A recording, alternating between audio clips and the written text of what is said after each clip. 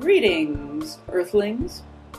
You are now hurtling through the solar system with Biblerella, breaking through your wall of impenetrable energy to bring you intergalactic tidings of joy and spreading the good news gospel one soundbite at a time.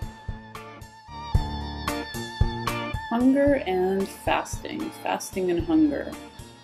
Are they flip sides of the same coin? Often fasting is proposed as a way to control hunger, big appetites, but I've often thought that they kind of create balance and counterbalance. You fast to control your hungers, and your hungers make the discipline and the rewards of fasting possible.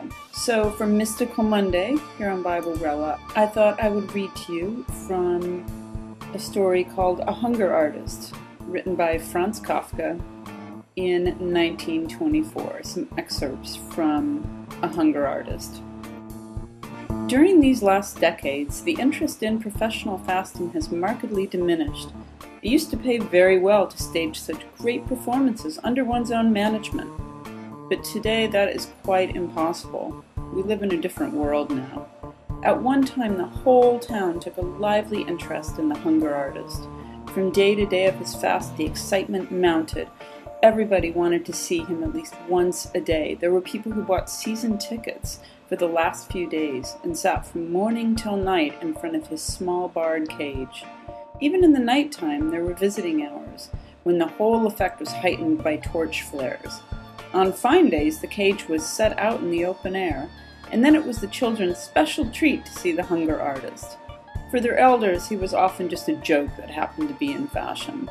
But the children stood open-mouthed, holding each other's hands for greater security, marveling at him as he sat there pallid in black tights, with his ribs sticking out so prominently, not even on a seat, but down among the straw on the ground, sometimes giving a courteous nod, answering questions with a constrained smile, or perhaps stretching an arm through the bars so that one might feel how thin it was, and then again withdrawing deep into himself. Besides casual onlookers, there were also relays of permanent watchers selected by the public, usually butchers, strangely enough, and it was their task to watch the Hunger Artist day and night, 3 of them at a time, in case he should have some secret recourse to nourishment. This was nothing but a formality, instituted to reassure the masses, for the initiates knew well enough that during his fast the artist would never, in any circumstances, not even under forcible compulsion, swallow the smallest morsel of food. The honor of his profession forbade it. Not every watcher, of course, was capable of understanding this. There were often groups of night watchers who were very lax in carrying out their duties, and deliberately huddled together in a retired corner to play cards with great absorption, obviously intending to give the Hunger Artist the chance of a little refreshment, which they supposed he could draw from some private hoard. Nothing annoyed the artist more than such watchers. They made him miserable. They made his fast seem unendurable. Sometimes he mastered his feebleness sufficiently to sing during their watch for as long as he could keep going, to show them how unjust their suspicions were. For he alone knew what no other initiate knew, how easy it was to fast. It was the easiest thing in the world. He made no secret of this, yet people did not believe him. The longest period of fasting was fixed by his impresario at 40 days. Beyond that term he was not allowed to go, not even in great cities, and there was good reason for it too. Experience had proved that for about 40 days the interest of the public could be stimulated by a steadily increasing pressure of advertisement. But after that the town began to lose interest. Sympathetic support began to noticeably fall off. For meanwhile the aforementioned change in public interest had set in. It seemed to happen almost overnight. There may have been profound causes for it, but who was going to bother about that? At any rate, the pampered Hunger Artist suddenly found himself deserted one fine day by the amusement seekers, who went streaming past him to other, more favored attractions. For the last time the impresario hurried him over half Europe to discover whether the old interest might survive here and there.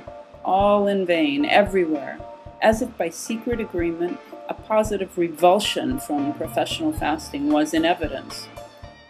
So he took leave of the impresario, his partner in an unparalleled career, and hired himself to a large circus.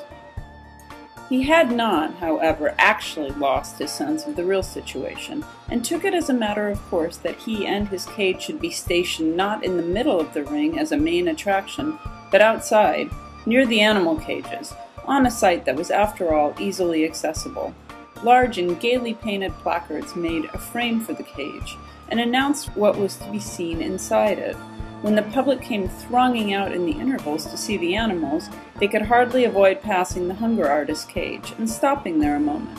Perhaps they even might have stayed longer had not those pressing behind them in the narrow gangway, who did not understand why they should be held up on their way towards the excitements of the menagerie, made it impossible for anyone to stand gazing quietly for any length of time. The fine placards grew dirty and illegible. They were torn down. The little notice board telling the number of fast days achieved, which at first was changed carefully every day, had long stayed at the same figure, for after the first few weeks even the small task seemed pointless to the staff, and so the artist simply fasted on and on, as he had once dreamed of doing, and it was no trouble to him, just as he always foretold. But no one counted the days, not one, not even the artist himself, knew what records he was already breaking, and his heart grew heavy. An overseer's eye fell on the cage one day, and he asked the attendants why this perfectly good cage should be left standing there unused with dirty straw inside. Nobody knew, until one man, helped out by the notice board, remembered about the hunger artist. They poked into the straw with sticks and found him. "Forgive me, everybody," whispered the hunger artist. Only the overseer, who had his ear to the bar, understood him. "I always wanted you to admire my fasting," said the hunger artist. "We do admire it," said the overseer affably.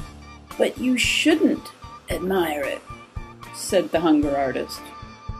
"Well, then we don't admire it," said the overseer. "But why should we admire it?"